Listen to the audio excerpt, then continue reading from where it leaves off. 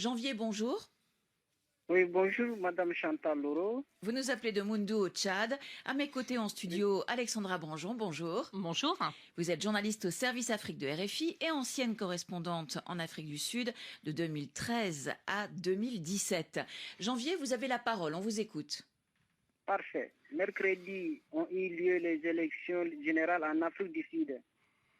Quel parti pourrait faire l'ombre à l'ANC?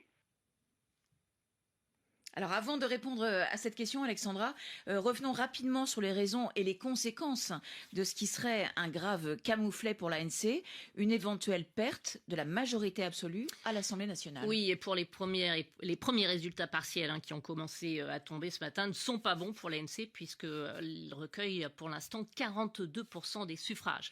Alors, depuis les premières élections démocratiques de 1994, l'ANC a toujours obtenu la majorité absolue, c'est-à-dire plus de 50% des suffrages, et a donc pu désigner son candidat au poste de président de la République. Depuis 20 ans, son soutien s'effrite. Il y a 20 ans, le parti recueillait 70% des voix. Aux dernières élections en 2019, plus que 57% des voix. Un recul qui traduit les déceptions, les frustrations d'une partie de la population qui estime que l'ANC n'a pas tenu ses promesses, à savoir l'accès à l'eau, à l'éducation, la lutte contre la pauvreté, contre le chômage, contre la corruption. Un exemple, par exemple, le chômage touche 34% de la population active, aujourd'hui 45% chez les jeunes.